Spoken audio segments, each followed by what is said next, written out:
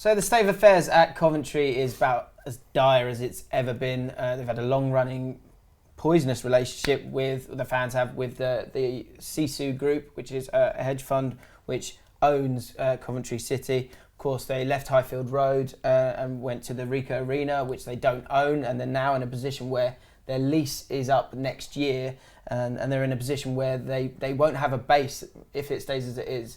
And the fans want Sisu to leave. They showed this by protesting in the game on Thursday against Sheffield United, which was at home, storming onto the pitch and shouting Sisu out. Yeah. It's a horrible. Like, teams in the Premier League can moan, and that's okay. That's everyone's right. But for Coventry City and their fans, this is. I spoke with a Coventry fan on the phone before. He wasn't able to make it in, and he was saying that he feels like his club's. It's like watching someone you love on life support. They are completely devoid of a home, of an identity, and of control of what they want to do to move forward as a club. And this is a club that's won the FA Cup. This is a club that was in the top flight for a long time, and it's just a horrible situation, isn't it, Flo? Yeah, I mean, it's the worst. It's the worst kind of situation. And I think it's the problem with companies buying football clubs because it's a good business opportunity. It's a division between what the fans and the emotive nature of football clubs, which is essentially what a football club is, and the business side of it. And obviously, Coventry were in the top division for 35 years. It was only them, Liverpool, Arsenal, and Man United. I think might have been just Liverpool and Arsenal, who were kind of the longest serving top flight clubs, and they fall away. Obviously, going to massive amounts of debt because they overspent. Their last owners overspent. Sisu came in 2007 and saw an opportunity for them to, potentially make a lot of money. The club wasn't being run well.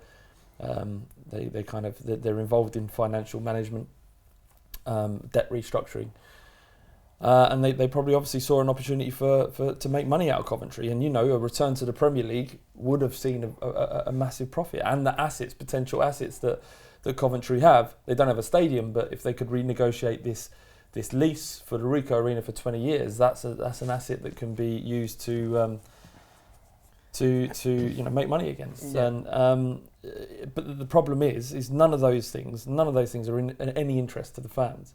And you see the state of the club now. I mean, a healthy football club isn't just about how much money is in the bank account, it's how the fans feel about their club. And right now, as you say, Coventry are on life support. Yeah, and Tim Fisher, who's the chairman, the guy I was chatting to didn't speak highly of him, but he himself was kind of turning it on the fans a little bit and saying that doing what they're doing right now, it's not helpful because they've got a team that's very young. They're second from bottom in the league. They've lost 6 games on the trot, and he's also claimed that Sisu, they've invested 70 million quid in the club already, and he's saying that for them, like you're saying, for them to kind of want to sell, he's saying that they probably don't want to sell at the moment, but for them to want to sell, the people in that hedge fund want to know that they're going to make some money back. And so for them to do that, they probably need to go up. And what he was saying is that the fans protesting and not getting behind the teams is counterproductive. Do you think that's fair? If the fans can't protest against, as you say, their club being on life support, then they really don't understand what being a fan is all about. It's at the absolute core of freedom of speech and trying to look after what you love. And if a fan can't do that without the support, you can understand the chairman being frustrated with the conflict that it might cause. But there's only one reason that those fans are in that conflict, and it's because of the club. So they can't then complain when the fans are angry at it, because they have absolutely every right to be angry at it. And for me, obviously I'm a United fan, so I'm privileged in that respect, but the only thing I can't understand, the same thing happened when the Glazers bought United. The Glazers bought United on a loan, and we've been leveraging debts we've paid over £1 billion back in debts since they overtook the club. And at the time when the Ricoh was built, Coventry did have some debts, and I understand that they weren't happy with it. Highfield Road, they needed a new stadium, but it was a risk from the management level at that point, at that time, to do it. And obviously it's a risk which would have been repaid had they gone up, but it's a risk which has not paid off. Yeah, and that's you know, there was nothing to do to Sisu than that stadium, and they probably shouldn't have moved in that. They had the capacity they filled their capacity 2 or 3 times in the season before they moved to a new ground. Yeah. But yet they needed. So they probably didn't. Yeah, you're right. It didn't So need it. It was a massive gamble, and they went out of the Premier League where the money is, and then they kind of are where they are, and it started there.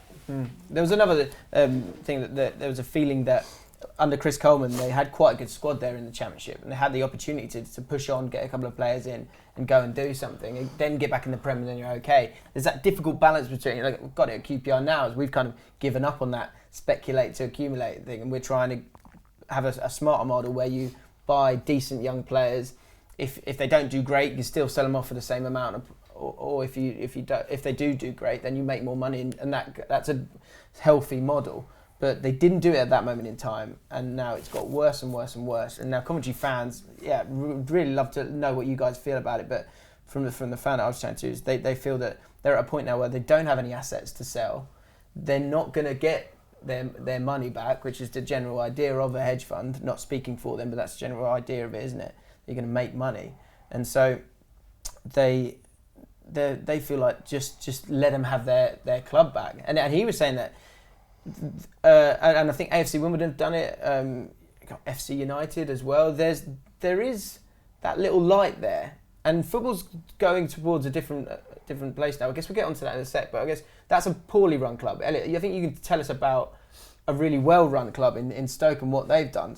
Because I think people often go, well, chairman, get your wallet out, or whatever, and you can make those blasé comments. But with Tony Fernandes and QPR, that can be a dangerous thing. I like Tony Fernandes. I think he's done everything with the best intentions and also been transparent, and I like him for that, but it hasn't worked. But at Stoke it's worked really well. Yeah, I mean, Peter Coates is like a god in Stoke-on-Trent, you know, because I suppose it's a perfect model in England. You know, you've got a local businessman with a local company, Bet365, who've, you know, got they're the biggest employer in Stoke-on-Trent. To pump so much money into the city. You know, he took the club, put money into the club, but he didn't just start throwing it about, you know, and whacking millions on players here and there. I think we paid, the most we paid was like 1 million for Leon Court. Got Ryan Shawcross on loan. Eventually brought him, you know, when we got promoted, etc. We got in Rory Delap, Liam Lawrence, but they were all really small price players. And you know, it was gradual amounts of success, you know. So we had a decent season. And then we got promoted to the Premier League, and then we've built from there. We've never been close to going down. You know, we've every season we've gone and broke a transfer record by a little bit.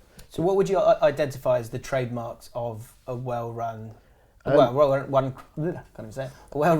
and a good chairman? Well, the main thing with Peter Coates is he's local, and he is a Stoke fan. You know, he wants the best for the club. He's like a fan.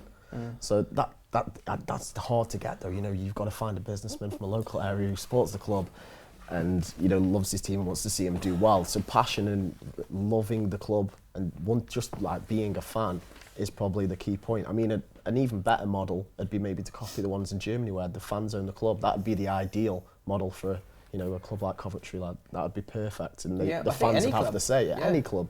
But we don't have that privilege in England at the moment yet. The problem is that, you know, when Sisu took over Coventry, they were losing something like £17 million a year, and Sisu took that on because they realised that they could supposedly manage Coventry better. And they've reduced their debt, reduced spending. You know, there's no academy to speak of. There's no massive expenditure in players. There's no likelihood that they're going to get out of this situation. So it's not management of what you were saying about QPR, management, shrewd financial management, i.e. not spending lots of money on expensive talent, is all well and good as long as performance is maintained. Your job, apart from making money as an owner of a football club, is to ensure performance on the pitch. It's the only thing fans are interested in. They don't want your club to be riddled with debt, and they want performances on the pitch.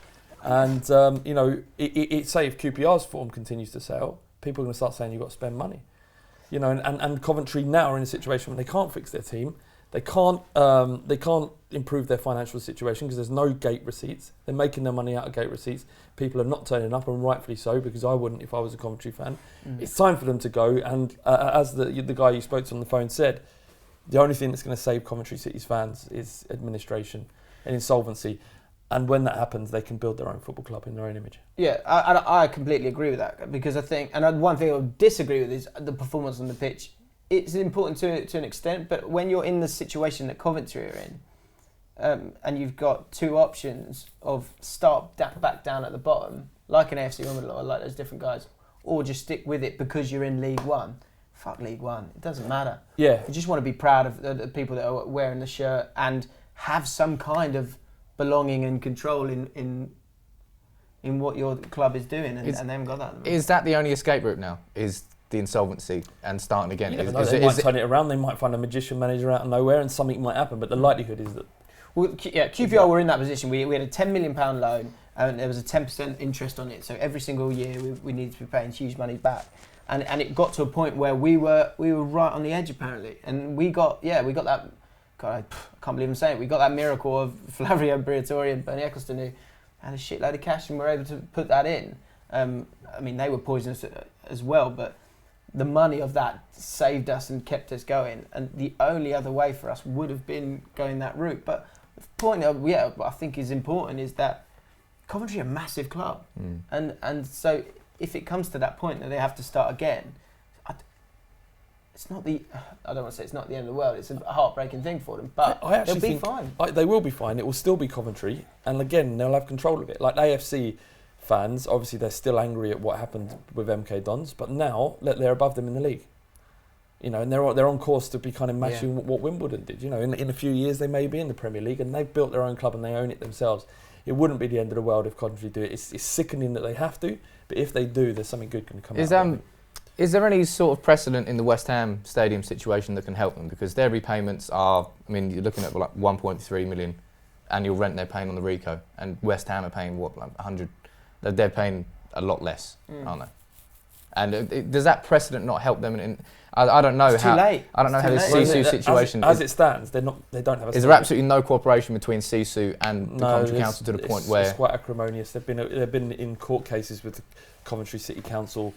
And then they lost, and they were trying to get a reduction in rent. You know, they've gone in things seemingly very bullheaded fashion, and you know they're in trouble. And you can understand why. The one kind of final thing, I was kind of disgusted with the Sheffield United fans because they were singing pro Sisu songs at the Coventry game, and there's a video of a Coventry fan not having it and went over and lamped one of them. So I don't agree with violence, but chat shit, get banged.